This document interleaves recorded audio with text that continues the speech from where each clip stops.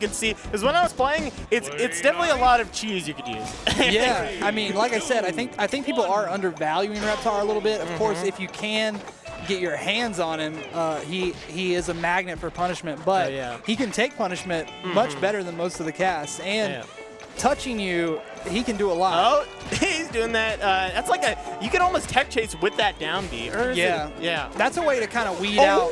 Yeah, that's a strong kill. That's a way to kind of weed out really good players from like not so great players of this game, is to just use Reptar's down B over and over again, you know, because people have a hard time figuring that out at first.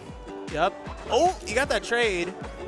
And that actually his recovery, it isn't like DDD, so you don't snap to the ledge, but it can be really tricky to like beat out the hurt box. It is really big and really strong. The fact that he can go so far with the hitbox and still grab the ledge too is makes it way better than DDD in my mind. Yeah.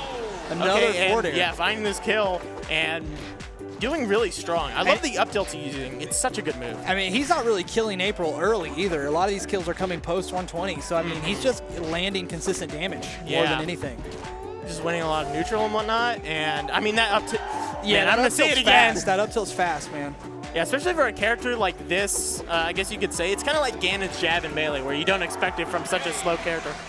And that's dash attack into jab, right? Yeah, where he rolls and then hits with the head forward. Yeah, that's dash attack into like jabber after. Yeah. So that is strong, man. And you know that can kill you really early if you get caught in the wrong part of the stage with it. Especially a character like April who doesn't have a phenomenal recovery. But yeah, Reptar, man. Reptar, man. Crazy. Let's go. Is he a dinosaur or is he more like a Godzilla-like figure in your mind? Because when I was a kid watching Rugrats, I thought he was supposed to be a Godzilla. I think he's a bit of both. Adjacent character. Right. But I saw a lot of people on Twitch say that he's a dinosaur. Okay. Well, like, do dinosaurs spit fire? Would you think that Godzilla is a dinosaur? I think he's like related to dinosaurs. No feathers. Dinosaurs don't have feathers. You need some Google in your life, my friend. Okay, well, T-Rex had feathers. T-Rex had feathers? That's what I heard. That's what they say. Who told you this? Who told you this cursed information? Scientists, but you know, what do scientists know, really? True. You know. True. We're unveiling the truth of dinosaurs. But I would say, yeah, Reptar definitely more of a Godzilla allegory type of figure in my mind than a just straight up dinosaur. You know. He's got the tail. He's got the fire breathing. He's definitely a Godzilla. He had his own cereal. You know, I don't know a lot of dinosaurs that have their own cereal and candy bar. Remember Reptar bars? You're a little young for that, aren't you? I'm very young. Yeah. I'm very young. Most of these characters were off screen by the time that you came along. So. Yeah, definitely.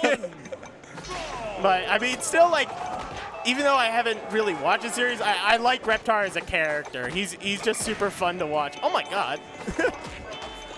He tries to go for that hashtag. Oh! We both had that same reaction. I don't like that. I don't like that. You don't like it? I don't like that. That was so early. I know. You just got caught near the ledge. Reptar is crazy, bro. I know.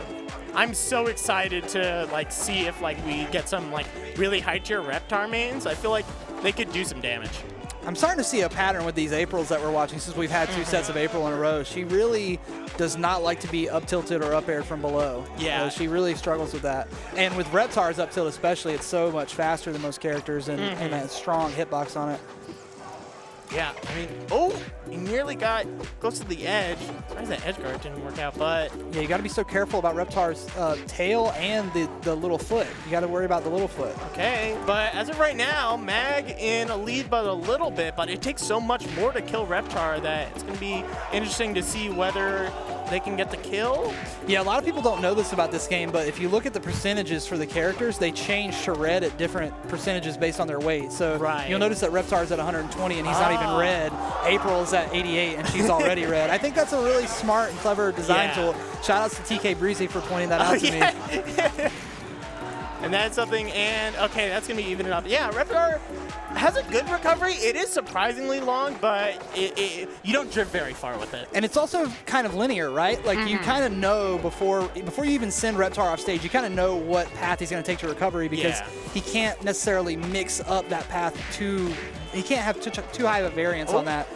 a lot like Mikey being like the only tether recovery character in the game. You kind of know where Mikey's going to be when he goes off stage. But, I mean, it's just very scary, I feel like, to edge guard Reptar, because the hitbox, like, coming up, it's not too big, but, like, going down, it's like you get hit by it, it can lead to a lot, actually. Some serious improvement in this match, even from the first stock to now for Mag. Yeah. He's doing a great job adjusting to this matchup. Oh, I thought we could see something. And normally I would say, like... forward air, he gets it! That's the end of the set. I mean, you're talking about, like, how... that tail smack's strong, dude. That's like so, Ganon's forward air. Oh, you know, it's like they took all of the heaviest characters in Smash and kind of, like, amalgamated all of them into one character. Oh, yeah. And normally when you have a character like this, the big guy archetype, if you can force him off the ground, you're going to have a much easier time with him.